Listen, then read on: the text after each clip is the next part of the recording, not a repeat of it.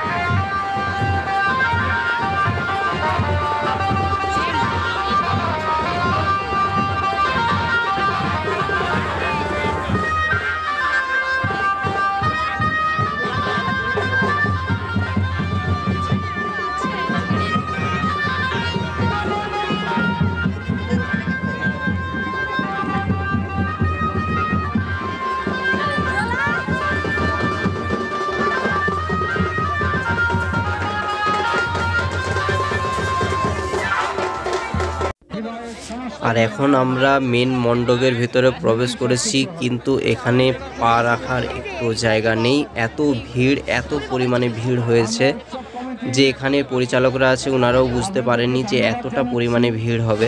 তো এখানে হিন্দু মুসলমান মিলিয়ে 30 জোড়া বিয়ে হচ্ছে। আর দেখতে পাচ্ছ বরকনে মণ্ডপে বসে গেছে, আর এর অপোজিট সাইডে রয়েছে মুসলিমদের মণ্ডপ, যেভাবে ওনাদের বিয়ে হয়। তো আমি ওখানে যেতে পারছি না, কারণ এতটাই ভিড় এখানে। তো এবারে আমি বলবো যে এখানে বিয়েতে ছেলে মেয়েরা কি কি পাচ্ছে, এই সংস্থা থেকে ওনাদের কি কি দেওয়া হচ্ছে। মেয়েদের দেওয়া হয়েছে পরনে সাজ শাড়ি, সোনার কানের দুল, হাতের আংটি, হাতের নোয়া।